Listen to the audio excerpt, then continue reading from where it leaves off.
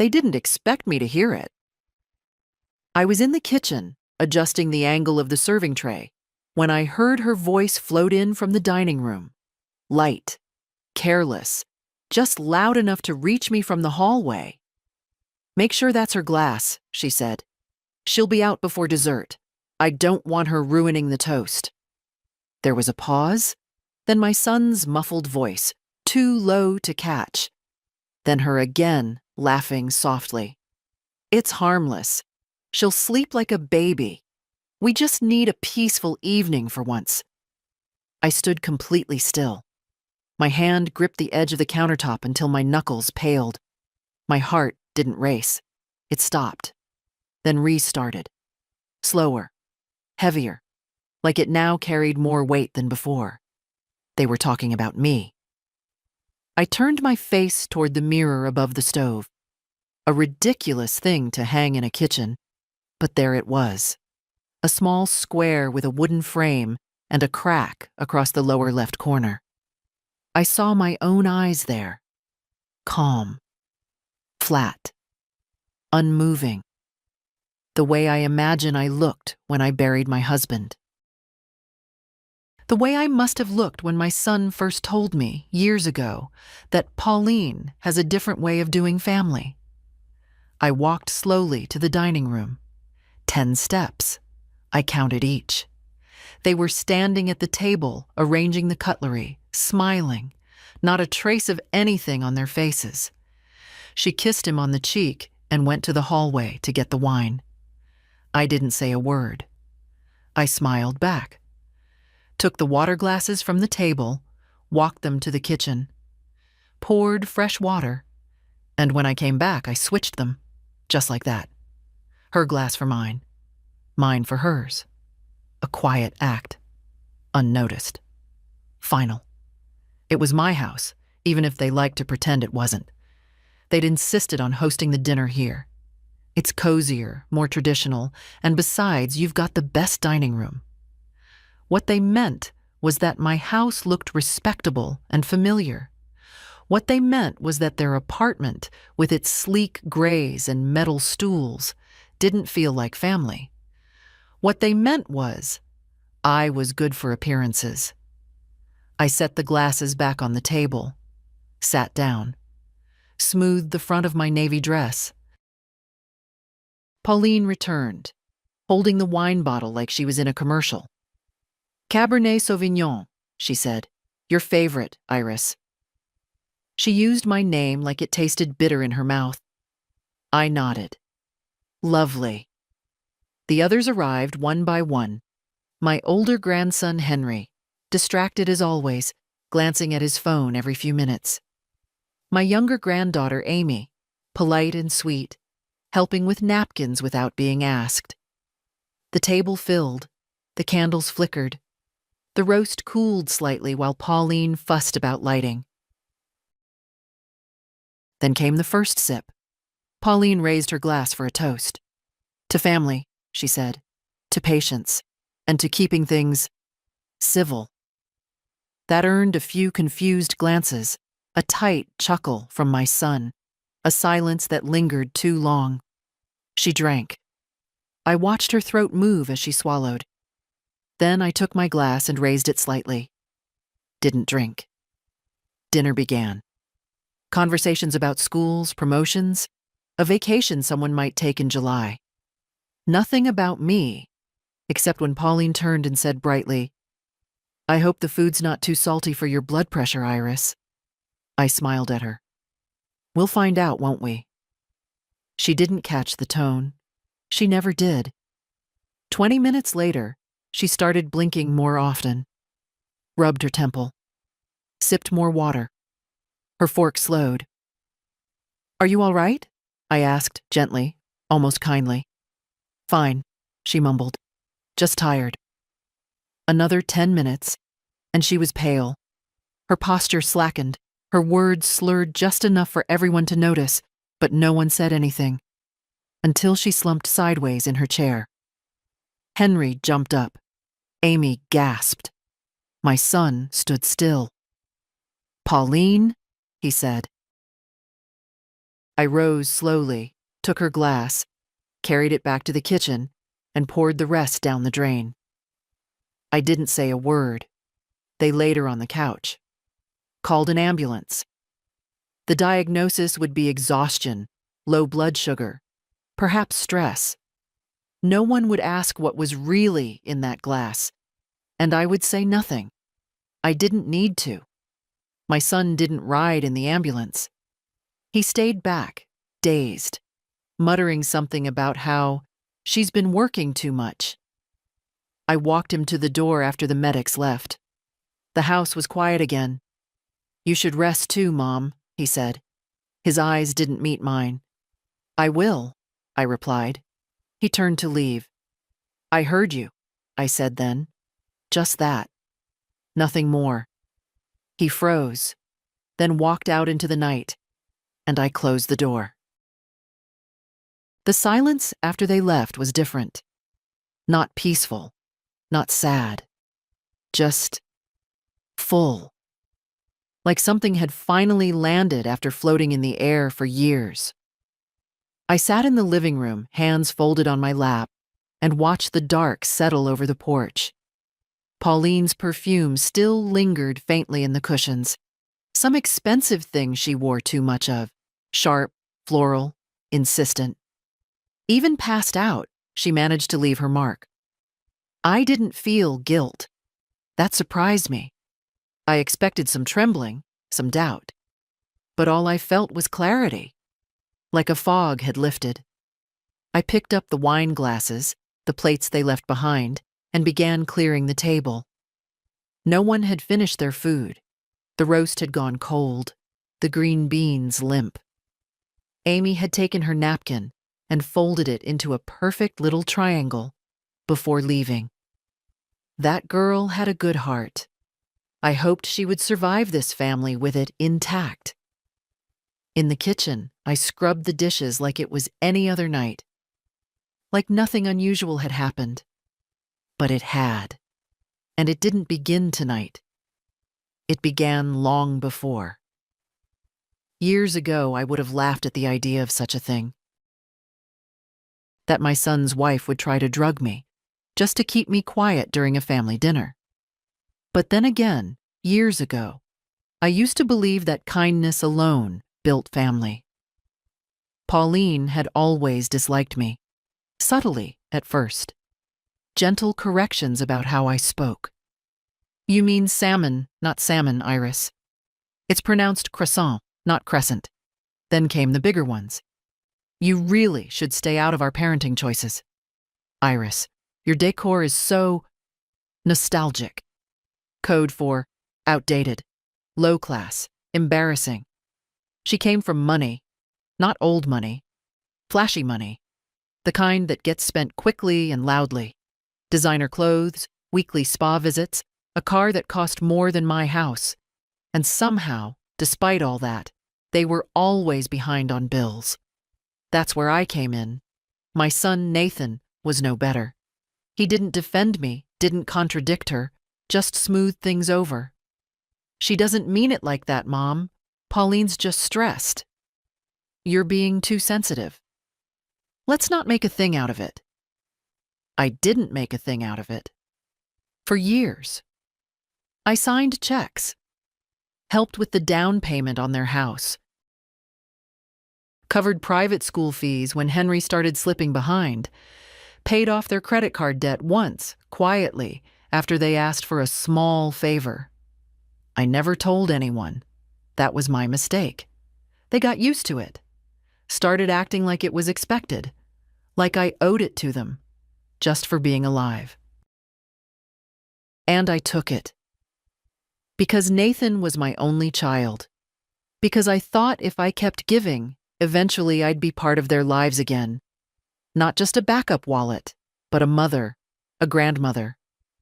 I thought if I stayed useful, I'd stay wanted.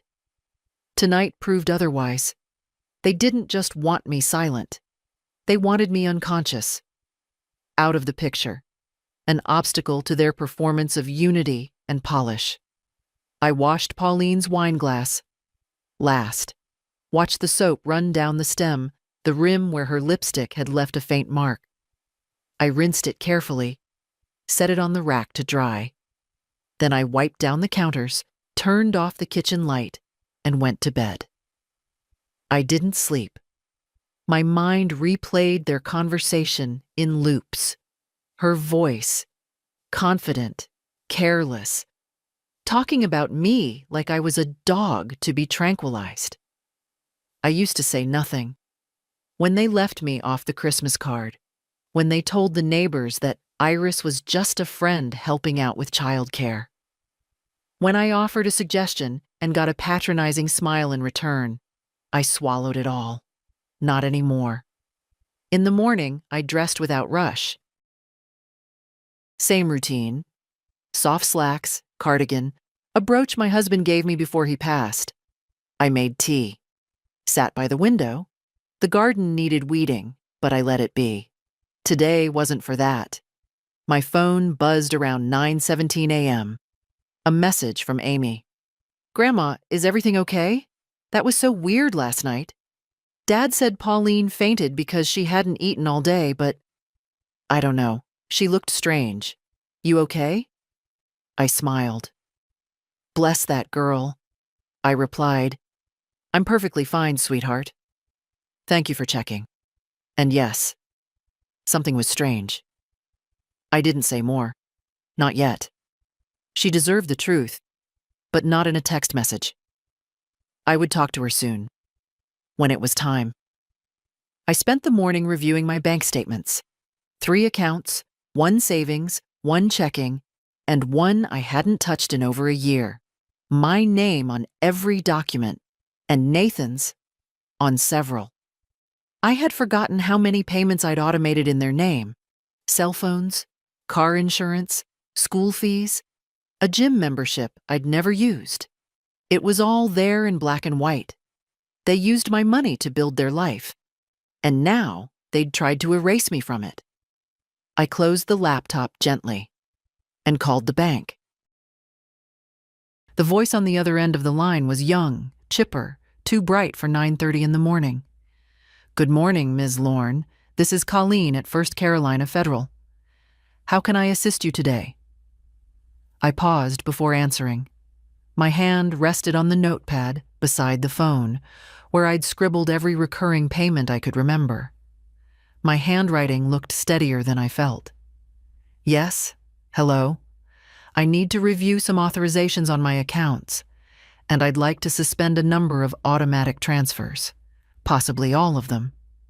There was a beat of silence. "Of course, Ms. Lorne, I can assist with that. May I verify your identity first?" We went through the standard dance. Last 4 digits of my social security, the name of my late husband. The answer to a security question I'd forgotten I'd even set. "Perfect," she said finally. "I see you have 3 active accounts with us. There are currently 72 automatic transactions scheduled. Would you like to cancel specific ones or suspend everything for now?" "Everything," I said. My voice didn't shake. I'd half expected it to, but it came out clear and steady. I almost didn't recognize it. "All right," Colleen replied, now more serious. "I'm initiating a suspension of all scheduled payments effective immediately. They'll be paused until we receive further instructions from you in writing or in person." I thanked her, hung up, and stared at the phone. So that's how it starts, I thought. Not with a bang, not with a confrontation, just a quiet call to a cheerful stranger, a flip of a switch in some system.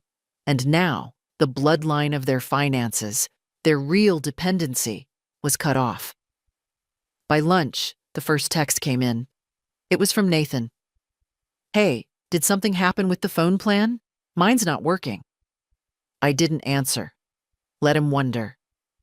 I made myself a sandwich. Nothing fancy, just turkey and cheese.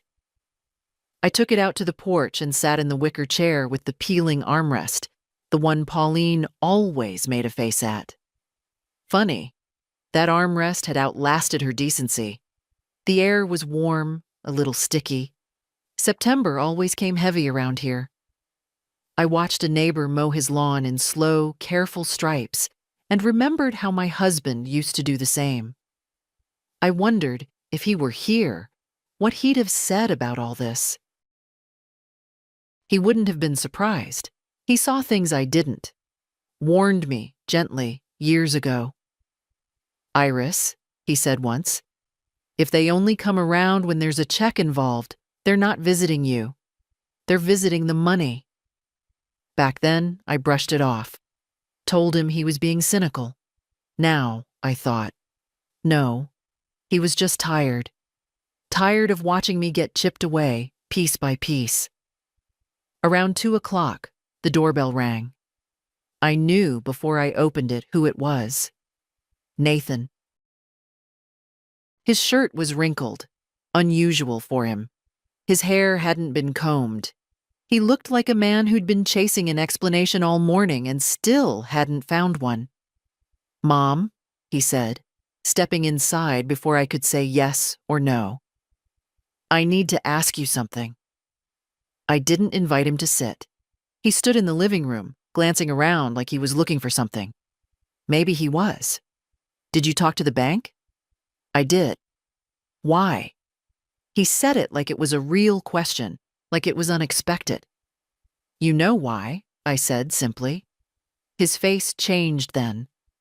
Flickered through irritation, confusion, something else I couldn't name. Then it settled into that careful, measured expression he used when dealing with clients. He folded his hands together. "Mom, Pauline's been under a lot of stress lately. She didn't mean anything by what she said. It was just poor wording. She was nervous about the evening going smoothly.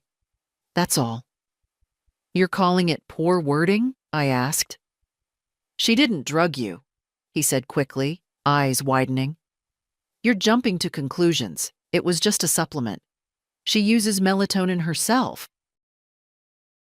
Thought it might help you relax. She put it in my glass without telling me." He hesitated. "Yes. Okay. That part was not great." I almost laughed at that. Not great. I said nothing. Just stood there, arms folded, waiting to see where he'd go next. He exhaled. "Look, I'm not saying it was the right call, but she thought, we both thought, that sometimes these dinners get tense. You know how you get." "How I get," I repeated. "You make these comments, Mom. About her, about the house, the kids." "I pay for the house," I interrupted. That stopped him. "I paid the down payment. I paid the mortgage every month for 6 years. I paid for the kids' school, your insurance, Pauline's medical bills. I paid for the groceries when your credit card was declined last spring. I know because the bank called me about it. So if I made a few comments over dinner, I think I earned the right." His mouth opened, closed. "You've taken my money," I said, "and in return, you tried to put me to sleep like an inconvenient child." "It wasn't like that." "Was it your idea?" I asked. "Or did you just let her say it and stay quiet?" He didn't answer. We stood in silence for a moment. Finally, he asked, softer, "So that's it? You're cutting us off?" "I'm cutting myself loose," I said. From the kitchen, the tea kettle started to whistle. I turned, calmly, and went to pour myself a cup. I used to think silence was strength, that if I kept the peace, held my tongue, smiled when it hurt, I was being noble. That good mothers endure, that decent women forgive, that it's better to be unthanked than to be bitter. That was before I saw my son standing in my living room, trying to explain away a drugged wine glass like it was a social slip. After he left, without tea, without an apology, I sat at the kitchen table and stared at the steam rising from my cup. It curled slowly, like a quiet goodbye. I didn't cry. I hadn't cried in years. That used to bother me. Now I saw it as proof that I'd stopped expecting tenderness from the people who should have known how to give it. The next day, I opened the drawer in the hallway console, the one I hadn't looked in for years. It held files, warranties, loose batteries, and a thick manila envelope with Nathan's name written in my handwriting. I emptied it out onto the table. There they were, copies of checks, receipts, loan agreements never repaid, birthday cards with "Thank you for everything" scribbled next to numbers that had more zeros than any gift should. 17 years of generosity. No. 17 years of trying to buy my place in a family that had slowly decided I was just optional. I looked at one check for $6,200, labeled nursery furniture. That was when Pauline was pregnant with Henry. She'd cried on the phone, said she didn't want her baby to sleep in secondhand junk. I wired the money the same day. Another $12,000, listed as bridge loan until bonus comes through. It never did. And the biggest one, $45,000 down payment on the house. They'd had champagne that night. I remember because Nathan sent a photo of the cork and said, "Wouldn't have popped this without you, Mom." I didn't print that photo. It wasn't just the money. It was the little things.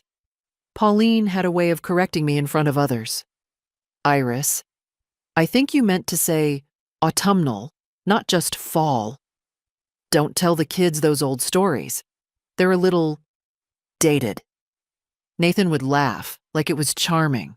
They never hit me, never shouted, just chipped away, slow and soft, until I started doubting my own place at the table. So I stayed quiet.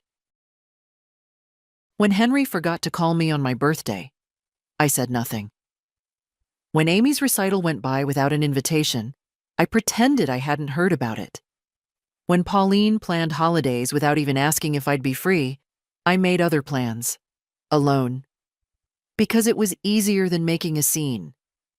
Because I thought they'd come around. They didn't. I pulled out a fresh notepad and began writing. Not a letter, not yet, but a list of payments, of dates, of patterns. It was long. At the bottom, I drew a line and wrote one sentence. A person's worth is not measured by what they give, but by how they're treated when they stop giving. Then I picked up the phone and called Amy. She answered on the second ring. "Grandma?" Her voice was bright, cautious, like she wasn't sure if I'd be angry. That hurt more than anything. "Hi, sweetheart," I said.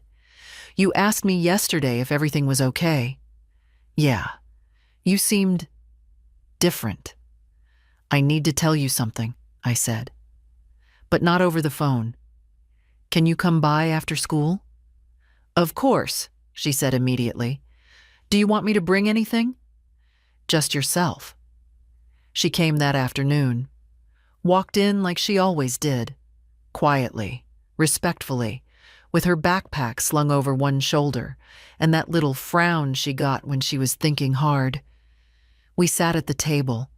I didn't offer snacks. I didn't ask about school. I just told her the truth. About the glass. About what I heard. About what I did. She didn't speak for a long time. Then she said, "She's been weird with you for years." That surprised me. "I noticed it when I was 10, she said. "I remember you gave me a sweater, and she said it wasn't my style. And Dad just let her." I nodded slowly. Amy looked at me, then down at her hands. "Are you okay?" "I am now," I said. "I'm sorry." "You don't need to be. You didn't do any of it." She took a breath, then asked, "What happens now?" "I'm not sure," I said. "But it's going to be different." She didn't push, just reached across the table and squeezed my hand. That night, I wrote a letter. Not to Nathan. Not yet. To my lawyer. I asked for an appointment. and I slept well for the first time in months. The law office smelled like old wood and copy paper, that sterile sort of calm that makes you sit up straighter, even if no one asks you to. I hadn't been there in years, not since I updated my will after my husband died. Back then, I'd left everything to Nathan, because who else was there? Now I was here for a different reason. The receptionist recognized me. She smiled politely, offered tea. I declined. "Ms. Lorne, Mr. Davison will see you now," she said a few minutes later. Richard Davison was nearing 70 himself. Thin, sharp-eyed, hands as still as a surgeon's. He'd drawn up my first will back when Nathan was still in high school. We'd been acquaintances for decades. Not friends, but familiar in the way small-town professionals often become. "Iris," he said warmly, rising as I entered. "It's been a while." "Too long," I said, shaking his hand. "I need to make some changes." He nodded and gestured to the chair across from his desk. "Tell me what you're thinking." I laid out the facts, slowly, without drama.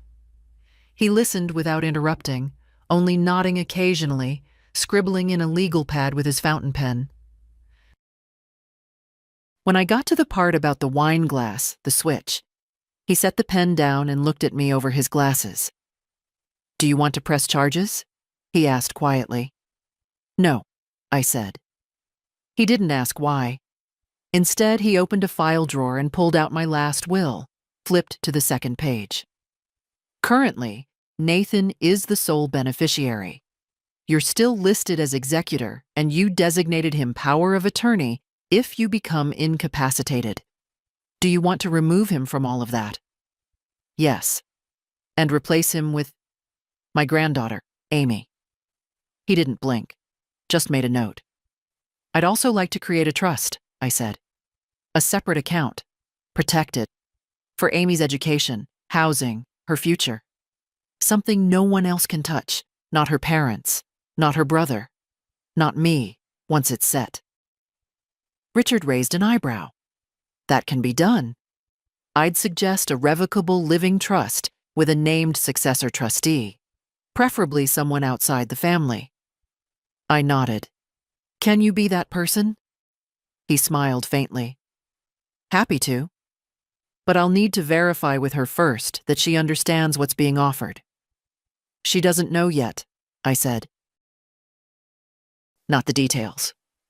"She will soon," he replied, and began drawing up the paperwork. It took 2 hours, signing, initialing, reviewing clause after clause. I felt no hesitation, just a calm sense of direction, like I was finally walking the path I should have taken years ago. When it was done, I felt lighter. Not euphoric, just unburdened. Outside, the sun had shifted westward. The light was different, softer. I stopped by the bakery on the way home and bought a cherry tart. Amy's favorite. It felt like the right thing to have waiting. The next morning, Nathan called. I didn't pick up.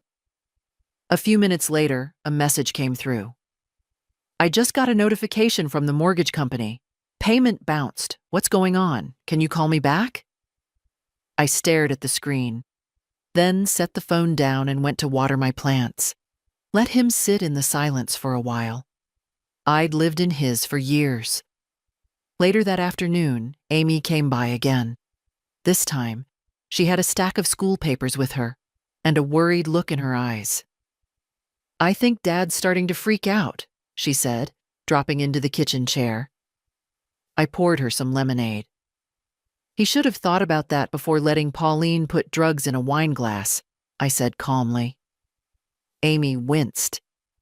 "He says it wasn't like that. I know what I heard. I believe you." I sat across from her and slid the tart across the table. "Cherry." I remembered. She smiled. That same soft, grateful smile I used to get from Nathan when he was a boy and I made his favorite grilled cheese. Before the distance, before the expectations. I made a decision, I said. I changed my will. Her eyes widened. You what? I took your father out. Removed him as beneficiary, as executor, as power of attorney. I named you instead. Me? Yes, you. And I set up a trust. For your future. She sat back, stunned. Grandma, I don't know what to say. You don't need to say anything, I said. Just promise me something. Anything. Don't ever let people take your kindness as permission. Amy nodded. Her eyes were glassy. I didn't do this to punish them, I said. I did it because I want what I built to go to someone who sees me, not just what I can give. I do see you, she whispered. I reached across the table and squeezed her hand.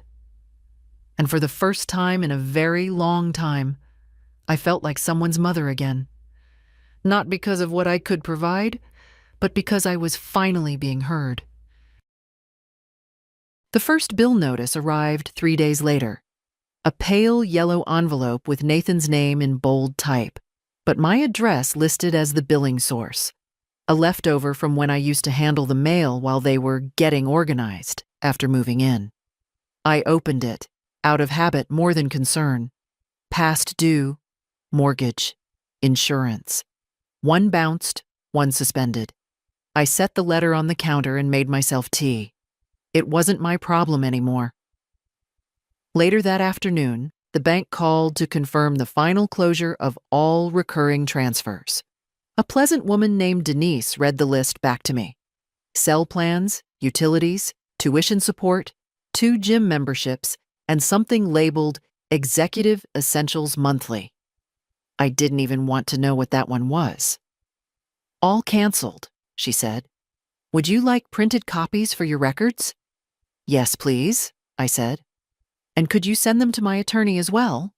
Richard Davison? Absolutely. That was that. No ceremony. Just a phone call and a quiet erasure of financial strings I had tied myself up in for nearly 2 decades. The silence after felt whole. I didn't realize how much noise I'd been living with. Not just the literal noise of texts, calls, requests, but the mental weight, the invisible math of being generous, of calculating what wouldn't cause a fight, what would earn me just enough inclusion to not feel erased. They used to make it sound like I was doing it all out of obligation. You're always so generous, Mom, Nathan would say with that gentle tone that now felt like sandpaper. You've always loved to help. Yes, I had. But I'd also learned to mistake help for currency. A trade for a place at the table. Not anymore. By the weekend, I began rearranging the house. Slowly, deliberately. Not redecorating, just reclaiming. I took down the stiff gray curtains Pauline once insisted were more modern. I put the floral ones back up. The ones she rolled her eyes at. I liked them. They reminded me of mornings when my husband was alive, making coffee while I tied back the sashes. I packed up a shelf of gifts they'd given me over the years. Mostly things that came with passive-aggressive notes. A book on updating your look, a blender I never used, a necklace too bold for my taste. I put them in a box, labeled it donation, and set it by the door. I was clearing space, literally and otherwise. Monday, Amy came over again after school. She found me sitting on the floor in the living room, surrounded by old photo albums. I hadn't looked at them in years. It had always felt too heavy. She sat beside me without asking. I found some, I said, holding up a page with Nathan at 6, beaming next to a sandcastle. Amy smiled. He looks like Henry. I nodded. He used to laugh so loud people turned around in restaurants. Amy traced the edge of the photo. What happened? I shook my head. I don't know the exact day it changed. It wasn't dramatic, just slow. He got older, got smarter, met Pauline. Things started getting small between us, tighter, like he was shrinking away from who we were. He shouldn't have let her treat you like that, Amy said quietly. No, I agreed. But I let it happen too. I wanted peace more than I wanted truth. We flipped a few more pages. Birthdays, holidays. One picture of me holding baby Amy in a hospital chair, my eyes puffy from crying. I remembered that day. She'd come early. Nathan had panicked. I held her all night while Pauline slept. Amy looked at it for a long time. I don't remember that, she said. You were just a few hours old. She hesitated. Do you ever think about cutting him off completely? Like, not talking to him at all? I think about it, I said. But I'm not sure it's about punishment anymore. It's about peace. If he can be in my life without demanding anything from me, I'm open to that. But I won't pay for love anymore. That chapter's over. Amy didn't say anything, just leaned her head lightly against my shoulder. After she left, I got a call from a blocked number. I let it ring. Then I listened to the voicemail. Pauline. Her voice sounded strained, forced, too sweet by half. Iris, I think we should talk. There's been some misunderstandings. Nathan told me you've been feeling hurt. That's really unfortunate. I think we could all benefit from clearing the air. Maybe we could do lunch. I replayed the message once, just to hear the way she said, unfortunate. As if my feelings were a scheduling conflict. I didn't call back. Not because I was angry, but because I knew what that lunch would be. A performance? An apology laced with conditions? A plea for restoring balance. What she really wanted was access. Access to me, to my money, to my silence. She could keep waiting. That evening, I sat by the window with a blanket and watched the sun dip behind the trees. The porch light clicked on automatically, a soft yellow halo over the chair I'd reclaimed, the one with the peeling armrest. And for the first time in years, I wasn't waiting for a call. I wasn't hoping to be included. I wasn't adjusting myself to fit inside someone else's version of family. I was simply home, and it was enough. The first message from Henry came the next morning. It was short, stiff, polite, like he was writing to a teacher he didn't really like. Hey, Grandma, Dad said you're mad at everyone. Just wanted to say I hope you're okay. I stared at it for a while. The words weren't cruel, but they weren't curious either. No question. No real concern. Just a vague hope that whatever disruption I'd caused would resolve itself and the machinery would keep running smoothly. He'd always been like that, hands off, a nice boy but trained early to keep a safe distance from discomfort. I didn't answer. An hour later, Amy called. Henry just texted me, she said. He said you're mad at everyone. I'm not mad, I replied. I'm done. There was a silence on the line, then a soft laugh. Good, she said. Amy had been checking in every day now, not out of obligation that I would have felt, but just being there. Sometimes she came over, sometimes she called. Once she dropped off a bag of lemons because she said I made the best lemonade and she was tired of the bottled kind. I didn't realize how thirsty I'd been for that kind of attention. Simple, quiet, undemanding. That same afternoon, another message came in. This one from Nathan. Can we talk? Not about money, just talk. I didn't reply. Instead, I turned off the phone and went out to the garden. The weeds had gotten bold while I was busy handling everyone else's life. I dug in with my hands, pulled root after root, clearing space for air and sun. It felt good, honest, messy, real. That evening, I baked bread. The house filled with warmth and the smell of something rising, I didn't realize how much I'd missed that, the slow miracle of flour and water becoming something alive again. I sat by the window with a slice, still warm, no butter, just salt. The porch light flicked on. I didn't look at my phone. When it rang again after dark, I let it go to voicemail. This time, the voice was Pauline's mother. That one surprised me. "Iris, this is Vanessa. I know things have been tense lately, but I wanted to say, I never meant for you to feel excluded. I assumed Nathan and Pauline were involving you in the planning. If I had known—" She paused. "Well, I just wanted to reach out. For what it's worth, I always admired how you carried yourself." I didn't know what to make of that. Maybe she meant it. Maybe she'd just heard about the canceled payments. Either way, it didn't change anything. The next day, the florist delivered a bouquet of white lilies. No note, just a typed card. "Thinking of you." I snorted. There wasn't a lily in the world that could undo what had been done. I gave the flowers to Mrs. Elkins next door. Her dog had died last week. At least she'd appreciate them. Later that week, I made an appointment at the credit union. Not the same bank Nathan used. I wanted a clean break. A young woman helped me set up a separate account. One for Amy's trust, and one just for me. My name only. No shared access, no co-signers, no just in case. When she asked if I wanted to link any family members for emergency contact, I shook my head. "I've already had that emergency," I said. "I handled it." Back home, I found a handwritten letter in my mailbox. Amy. She'd written me a real letter, on lined paper. Her handwriting was neat, loopy, like mine had once been.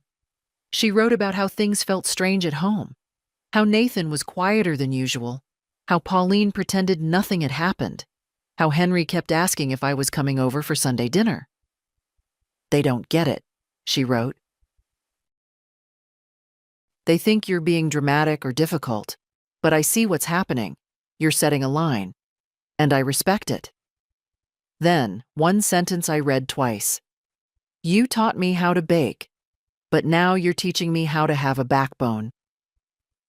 I folded the letter and placed it in the drawer where I kept my husband's watch, an old church program, and the only photo I still displayed of Nathan as a boy.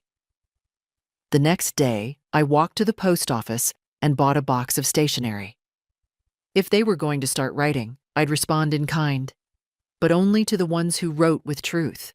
Not lilies, not voicemails, not white lies hidden in expensive paper. Words. Honest ones. I wrote Amy back that evening. No advice, no preaching. Just told her about the bread, about the lilies, about the garden finally getting its space again. And I ended with this. Kindness is a gift, sweetheart. But it's not a contract. Never forget the difference. I sealed the letter and smiled. Let the silence stretch on if it wanted. I was no longer afraid of it. The letter from Nathan arrived on a Thursday. Not an email, not a text, a real envelope. My name in his handwriting, careful, almost too neat, like he'd taken his time, like he wanted the effort to show. I didn't open it right away. I let it sit on the table while I boiled water for tea, sorted the laundry, refolded the kitchen towels. I moved around it, aware of it in the way you're aware of a sore tooth. Not painful, but persistent. When I finally slid it open, I braced for excuses. But it wasn't that. It started with a sentence I hadn't seen from him in years. "Mom, I'm sorry." No qualifiers, no spin. Just that. He went on. Said he hadn't realized how much he'd relied on me. How easy it had become to let Pauline run the show while he stayed neutral. He admitted that he heard her that night in the dining room, that he'd been too afraid to stop her. I knew what she meant, and I didn't stop her. I thought it would keep things smooth. I see now what that says about me." He didn't ask for money. He didn't mention the canceled payments.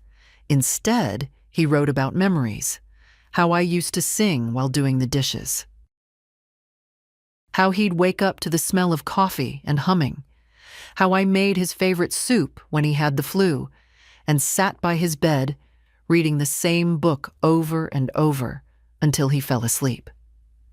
Somewhere along the way, I stopped seeing you as a person and started seeing you as a function, a role, a resource. I hate that it took something so ugly for me to realize it. At the end, he asked nothing. He just said he hoped I was okay, that he was trying to understand what came next, that he wanted to earn the right to be in my life again, if I'd let him. I folded the letter slowly, set it aside. I didn't know how I felt. I'd spent so long waiting for that kind of apology that now, having it, I wasn't sure what to do with it. It didn't erase anything. It didn't make what happened better. But it was something. And maybe it wasn't for me to decide right then what came of it. Later that day, I went into town to see Richard Davison. The documents for the trust were ready for final signatures. He greeted me with his usual quiet smile. We sat in his office, the thick file between us, and went over everything one more time. "The trust is fully funded," he said, adjusting his glasses. "Disbursement begins when Amy turns 25, with provisions for education and housing before that if needed. All conditions are locked. Only she can access the funds. No co-signers, no transfers." I nodded. "She'll be protected," he added. "You did this right." "She deserves it," I said. Richard hesitated, then added gently, "I've worked with a lot of families over the years, Iris. Most people don't do this, not unless there's a lot of anger behind it." "There was," I said. "But not anymore. Not exactly." He didn't press. I signed the last document. Just a name on a line, but it felt like sealing a chapter. On the way out, I stopped by the bakery and picked up 2 pastries. One for me, one for Amy. I didn't know if she'd be by that day, but it felt right. I got home just as the mail truck rolled up. Another envelope. This one from Pauline. I nearly tossed it in the trash without opening it.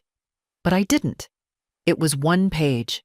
Printed, not handwritten, polite, cold. She wrote that she hoped I was well, that she regretted how things had been perceived, and that she wanted to rebuild bridges. She asked to meet for lunch, her treat, at one of those modern places she loved, where everything was plated on stone and tasted like salt and air. There was no apology, only optics. I folded the letter once and slid it into the drawer where I kept coupons and spare batteries. A waiting room for things I didn't know what to do with yet. That evening, Amy came by. I handed her the pastry and told her the trust was official. She stared at me. "What does that mean?" "It means no one can take your future from you," I said. "Not even you if you're being foolish." She laughed, then paused. "Is it a lot?" "It's enough," I said. She didn't ask for numbers. I liked that about her. We sat on the porch eating, watching the last light leave the sky. "Dad wrote me a letter," I said eventually. She looked over. "And?" "I believe he means it. But believing someone's regret doesn't mean you hand them a key again." She nodded. "Do you think you'll forgive him?" "I already did," I said. "But that doesn't mean I'm letting him back in the house." Amy didn't argue. We finished our pastries in silence, the kind that doesn't ache. That night, I slept with the window open. The air was cooler now. September was shifting toward fall. The kind of fall I liked, not autumnal, not curated, just plain, honest weather. I woke up once around midnight and stood by the window. The street was empty. No cars, no footsteps. Just the hum of quiet houses. Mine no longer felt like a waiting room. It felt like a home. Again. I wasn't expecting them to show up at my door. Not like that. It was late afternoon. The kind of day where the air hangs heavy and still just before a storm. I'd been out in the backyard pulling weeds from the far corner of the garden, the one no one ever helped me with, when I heard the car. I knew the engine before I saw it. Nathan's sedan. Always a little too clean. Always parked just a little too straight. I stood up, wiped my hands on my pants, and watched them get out. Both of them. Nathan looked tired. Older than I remembered, but it was Pauline who caught my eye. Dressed down, hair pulled back, no makeup, which was rare for her. She always presented herself like she expected a camera to appear at any moment, but today she looked normal, small almost. I didn't move. Nathan lifted a hand in a little wave. "Mom," he said, "can we talk?" I didn't answer, just turned and walked toward the porch. If they wanted a conversation, they could have it on my ground. They followed me up the steps like children, unsure if they were still in trouble. I didn't offer chairs, didn't invite them in. Pauline spoke first. "I know I'm probably the last person you want to see." "You're not wrong," I said. She swallowed. "I came to say something, and not just because of the money, though I'd be lying if I said we weren't affected." I waited. She glanced at Nathan, who gave her a small nod. "I'm sorry," she said, "for everything. The dinner, the glass. I shouldn't have done that. I was trying to control a situation that wasn't mine to control. It was selfish and wrong." Her voice was flat. Practiced, not robotic, but careful. Like someone trying to walk across ice without slipping. I didn't speak. "I wasn't raised to ask for help," she continued. "And when you kept giving it, money, time, space, I told myself it was just your way of being. I didn't think about what it cost you. I didn't want to." Still, I said nothing. Nathan stepped forward. "We came because we know we can't undo it, but we don't want to pretend anymore. I don't." I looked at them both for a long time. Then I said, "I've already forgiven you." They blinked. But forgiveness doesn't come with a seat at my table. Not yet. Nathan nodded slowly. "I understand." Pauline, to her credit, didn't argue. "I spent a long time thinking I could earn love with usefulness," I said. "That if I just stayed helpful, no one would throw me away." They shifted, uncomfortable. "I'm not angry anymore," I added, "but I'm not available either." That seemed to land. Nathan looked down. "Is there anything we can do?" I thought about that. "You can stop trying to manage the narrative. Don't tell the kids I'm being difficult. Don't play the victim. Just say the truth. I set boundaries you didn't like." He nodded. "And," I added, "you can live with the consequences. If money is tight, figure it out. You're grown people. You have jobs, a house, a car I helped you buy. Figure it out like I had to when I was 35 and widowed." Pauline's face twitched, just a little. I wasn't sure if it was shame or pride trying to stay intact. "That's fair," Nathan said quietly. I stepped back toward the door. "If you want to visit again, write first. No unannounced appearances.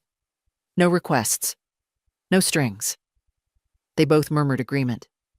I didn't hug them, didn't reach out. Just nodded and stepped inside, closing the screen door behind me. I watched through the curtain as they got back into the car. No fight, no dramatics. Just two people finally realizing they'd lost access to something they thought was permanent. The next morning, Amy stopped by. I told her they'd come. "What did you say?" she asked. "The truth." Amy smiled faintly. "I bet that rattled them." "They'll survive," I said. "We all do." She looked around the living room. "It's so quiet here now." "I like the quiet," I said. "It tells me when someone's voice matters." That afternoon, I sat down with a new notepad. I started a list. Not of payments, but of things I wanted. Small things. Take a pottery class. Visit the Arboretum in Raleigh. Find my old recipe for lemon bars and see if it's still as good as I remember. I hadn't made a list like that in years. I always made lists for others. Shopping, bills, gifts, favors. This one was mine, and it felt like a beginning. Freedom doesn't always arrive with fireworks. Sometimes it creeps in slowly, like light under a closed door. That's how it felt the morning after they came. I woke up before the sun. No alarm, no reason. Just eyes open, body rested. I got up, made coffee the old-fashioned way, and sat on the porch with a blanket over my knees. The street was still asleep. No cars, no sprinklers, no barking dogs. Just stillness. And me in it, not as an intruder, not as a prop, but as the owner of my own time. I watched the light grow inch by inch across the yard. Pale at first, then gold. The kind of morning you notice more when you're not distracted by what others need from you. I wasn't weak. I was patient. That's the part no one understood. They thought my silence meant agreement, that my quiet was consent. But it wasn't. It was endurance. It was a long, held breath. And now I was exhaling. Finally. Fully. After breakfast, I cleaned out the hallway closet. Not out of necessity, just because I wanted the space. I found coats that didn't fit, board games no one played, a pair of shoes Nathan gave me years ago that pinched my toes but looked appropriate for formal events. Into the donation bag they went. I kept one thing, though. An old sweater with fraying sleeves. My husband's. It still smelled faintly of cedar and something warm I could never name. I held it for a moment, then folded it neatly and set it on the bed. Some things you keep not for function, but for memory. Around noon, Amy called. "You sound good," she said, halfway surprised. "I feel good." "Did they say anything after they left?" "No," I said, "and that's just fine." I didn't need follow-ups. I didn't need explanations. They'd had their moment. I'd had mine. The rest would take care of itself, or it wouldn't. That part wasn't up to me anymore. After we hung up, I drove to the nursery, bought herbs for the garden, basil, thyme, lavender, simple things. But I'd neglected that corner of my life for too long. I wanted to grow something that didn't require apology. Back home, I spent the afternoon planting. Hands in the dirt, sun on my back, the kind of quiet work that makes you forget you ever worried about things like bank statements or strained smiles over roast beef. The phone rang once. Nathan again. I let it go to voicemail. He didn't leave a message this time. That, I decided, was progress. Later, I opened the drawer where I'd kept his letter. Reread it. Still honest, still painful, but less sharp now, like a wound that had scabbed over. I put it back, then picked up the letter Amy wrote and read that again, too. I found myself smiling at the line about the backbone. She was growing one, too, and that mattered more than anything else. That night, I cooked for myself. Not leftovers, not something frozen. Real food.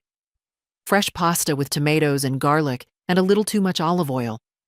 I ate it slowly, at the table, with music playing low from the kitchen radio. No one interrupted. No one asked for seconds.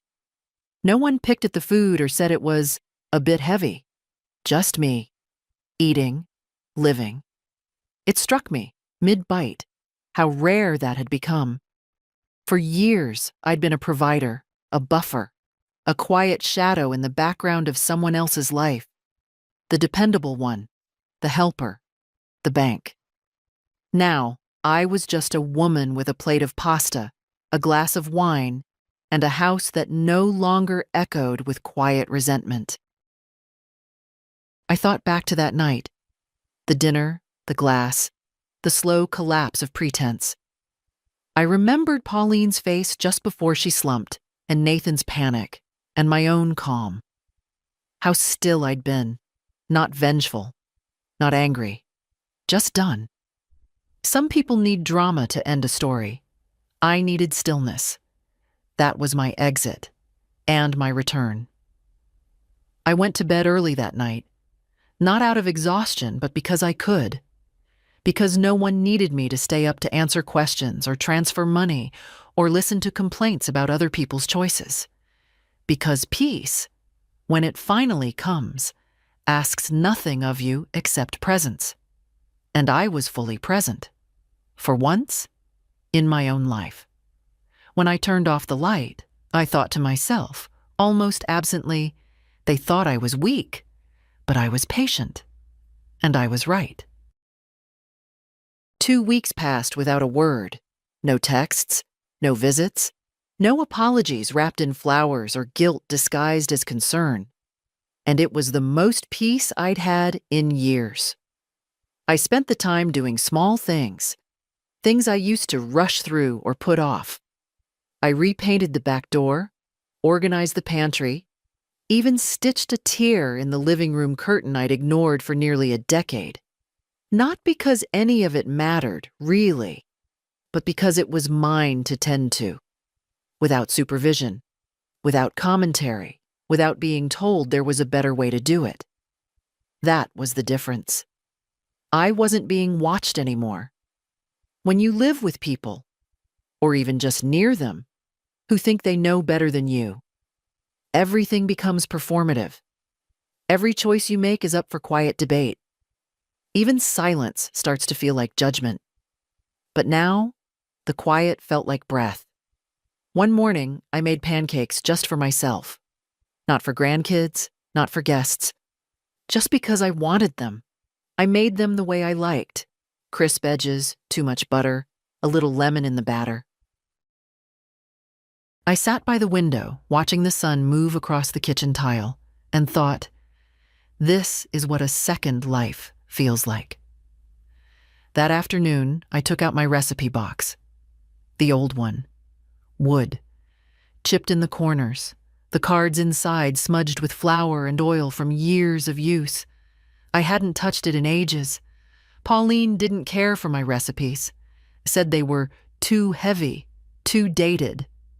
Once even asked if I could try cooking with less emotion, whatever that meant. But Amy had asked me once, years ago, if I'd write them all down for her someday. So I began, one card at a time, not just the ingredients, the stories too, where the recipe came from, who loved it most, when it was usually made. Not for anyone's approval, just so that someday someone would open this box and hear my voice in their kitchen. That evening, Amy called. They're quiet, she said, meaning her parents. Good, I replied. I think they're waiting to see if you'll come around. I laughed softly. Let them wait. She was quiet for a moment. Then, you're really not angry anymore, are you? No, I said. Anger's a fire. It needs oxygen. I stopped feeding it. What's left? Space, I said, and silence, and peace. She liked that. We talked a little longer, about school, her friends, the new book she was reading. No heavy subjects, just a real conversation, one that didn't circle back to guilt or negotiation.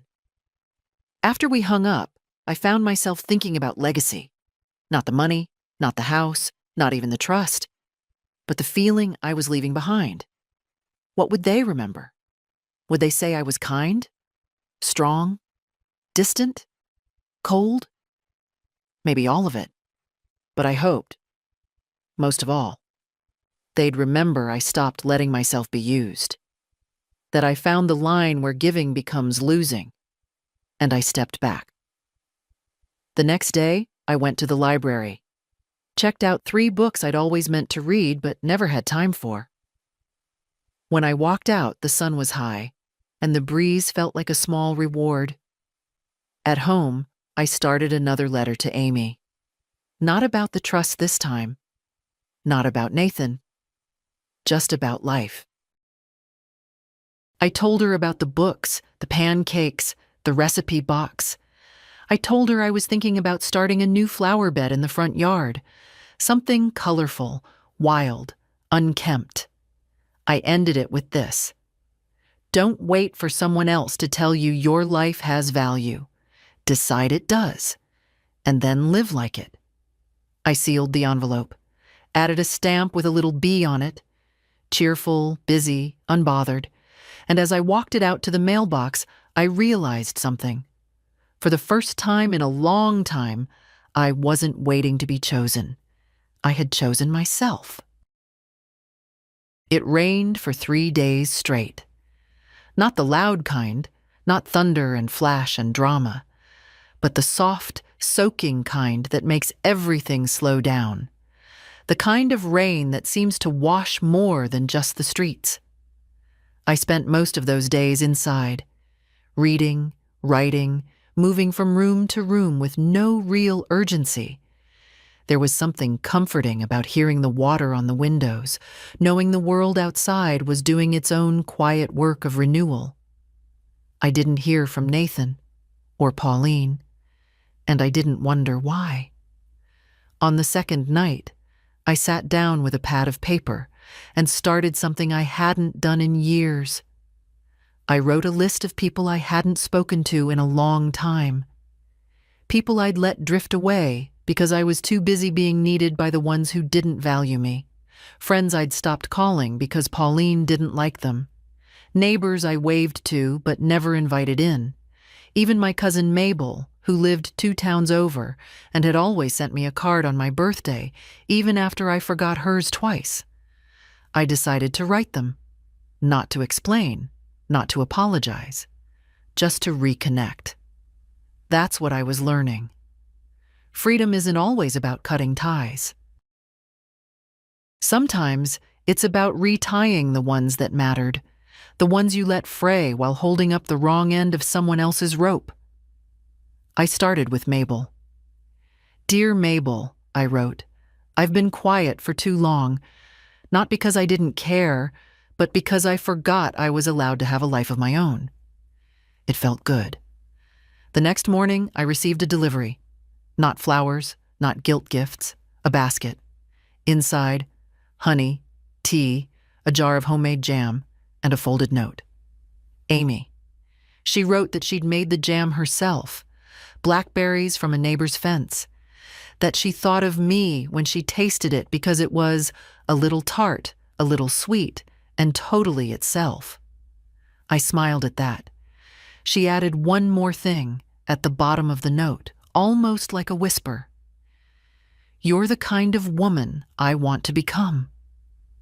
I sat with that sentence for a long time, not because it flattered me, but because it reminded me that nothing I'd built was wasted.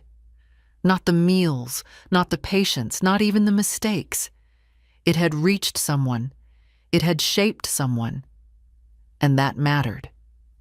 That same day, I finally opened the drawer with Pauline's letter, the one I'd tucked away weeks ago. I didn't reread it, just took it out, walked it to the fire pit in the backyard, and lit a match. It burned quickly. No resistance. Sometimes closure isn't a door slamming. It's just deciding not to carry something anymore. That evening, I sat by the window again, tea warm in my hands, and watched the rain slow to a stop. The garden would be drenched by morning, but I didn't mind. It needed the soak. Things grow better when the soil's been softened first. Just like people. The next day, I went to the nursery again. This time I bought wildflower seeds, the kind that bloom where they want, how they want. No order, no pruning, just color and stubbornness. I came home, put on my gloves, and scattered them in the front yard. Let them surprise me, I thought. I didn't need control. I needed life. And life, I was learning, was best lived uncontained. Somewhere along the way, I stopped expecting the apology to fix anything. That's the thing about clarity. Once it arrives, it doesn't need ceremony. It doesn't ask for a stage. It just settles in, quietly, like a truth you already knew, but didn't want to speak aloud.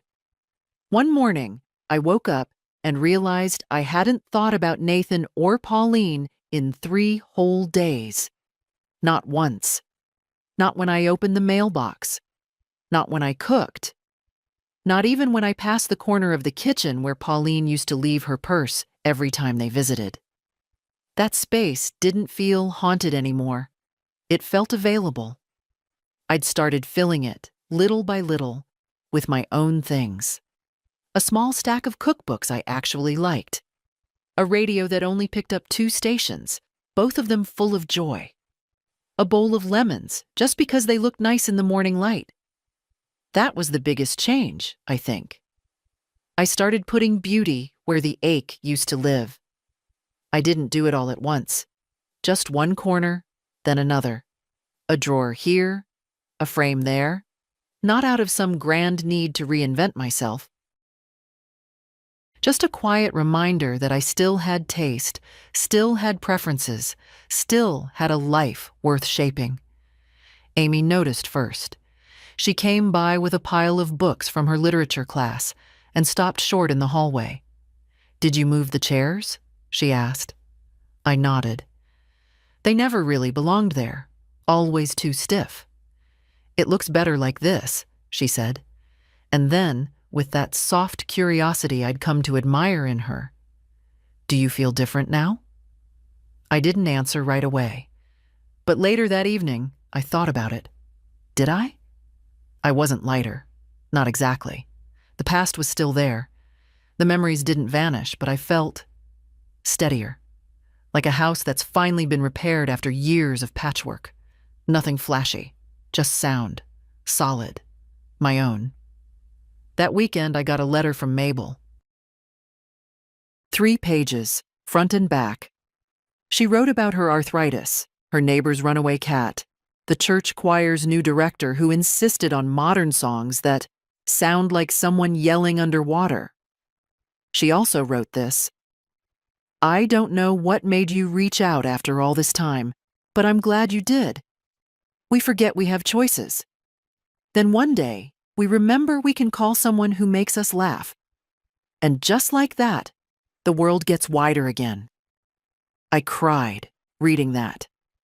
Not from sadness, from recognition. That was the thing, wasn't it? The world was wide. But I had made mine small, trying to stay wanted by people who only saw me when they needed something. Now, I was letting it widen again. Amy and I started walking in the evenings. Nothing far. Just around the block, sometimes to the park. She told me about her friends, her plans, a boy she liked who didn't like her back. "Which is fine," she said, "because I don't want to teach someone how to see me." That stopped me in my tracks. I turned and looked at her. Really looked. "You already know that?" I asked. She nodded. "You taught me." And I suppose I had. Not with speeches. Not with lectures, but with choices. By saying no when it counted. By choosing peace over performance. By walking away without burning down the house on my way out. That night, I wrote her a new letter. Slipped it under her windshield when she wasn't looking. In it, I wrote, "Strength isn't what people see when you raise your voice. It's what you learn to carry quietly, and more importantly, what you learn to set down. I watched from the window as she found it the next morning. She smiled, didn't even open it right away, just tucked it into her bag and drove off. She trusted the words could wait. The wildflowers started coming up that week. Just small green shoots, brave and messy, with no sense of direction. I bent down, brushed the dirt gently, and smiled. No one told them where to grow. They just decided to. A letter arrived addressed only to Mom. The handwriting was Nathan's, not as careful as the last time, a little rushed, a little messier, but still his. I opened it without hesitation this time. I didn't feel dread or hope or anything that asked for an emotional investment. Just a quiet curiosity, the kind you feel when someone you used to love knocks softly from a distance. Inside, 4 short paragraphs. No excuses, no apologies either. Just a reflection. He wrote that the house felt different now, that Amy talked to him less, that Henry had started asking questions, not accusing, just observing, that Pauline cried sometimes, not from guilt, but from fear, of what they'd lost, of what they couldn't get back. He didn't ask for forgiveness. He asked for understanding. I know now that there's a difference, he wrote, between being sorry and becoming different. I'm trying for the second one. He ended the letter by saying he'd stopped looking at the bank app every morning, that the silence in that space used to feel like punishment, and now it felt like the only honest thing we'd shared in years. I folded the letter once, set it on the counter, didn't rush to answer. Maybe I wouldn't at all. Not everything requires a response. That weekend, Amy brought over a pie she'd baked herself. The crust was crooked, the filling too sweet. But it was the best pie I'd had in a decade. We ate it at the table I used to dread, the one where too many tense dinners had played out like bad theater. But now it was just a table, just 2 women eating pie and talking about things that had nothing to do with survival. Do you think you'll ever invite them over again? Amy asked. Maybe, I said, but not until I stopped flinching at the thought. She nodded, didn't push. Later, she helped me rearrange the guest room. Not for them, not anymore, but for a new purpose. I told her I was thinking about turning it into a sewing room, or maybe a reading space, a place that wasn't about anyone else's comfort, but my own. She smiled and said, "That sounds exactly right." We moved the bed to the far wall, took down the bland art Pauline had once gifted me, neutral tones, Iris, so you don't have to think about it, and opened the curtains wide. The light that came in was real. Not perfect, but warm, and I realized then I hadn't just taken my life back. I'd remade it, not out of spite, not out of rage, but out of clarity. People assume reinvention is loud, that it's grand, dramatic, public. But mine had been quiet, private, almost invisible, except to the people who bothered to look. I hadn't shouted anyone out of my life. I'd simply stopped holding the door open for those who kept wiping their feet on the welcome mat. Amy found one last photo in the drawer. An old Polaroid of me and Nathan years ago, both of us laughing at something out of frame.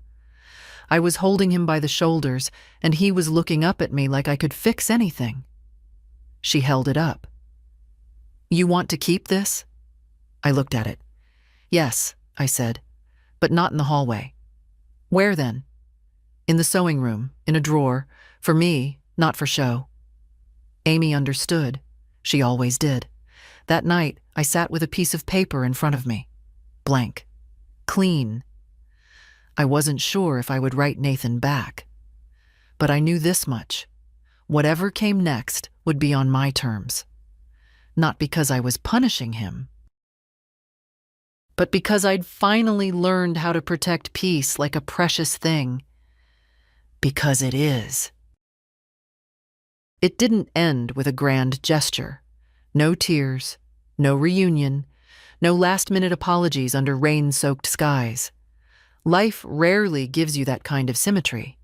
It ended, or maybe continued, with a choice I made in silence. I mailed the photo back, the one Amy found. Me and Nathan, laughing in a time that now felt distant, but still real.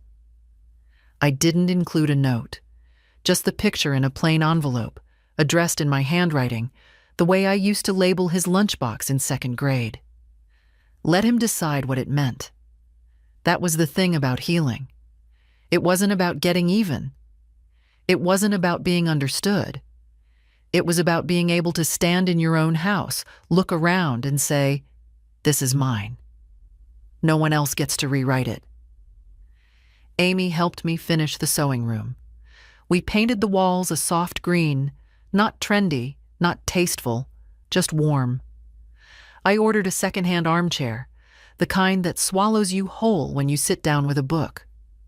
We strung lights around the window and bought a rug that didn't match anything else in the house, and for the first time in years, I looked at a room and saw something that reflected me.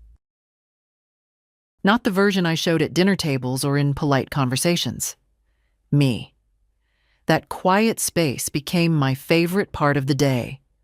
I'd go in, close the door, and sit. Sometimes I read. Sometimes I sewed. Sometimes I did nothing at all, just existed in a place that didn't demand anything from me.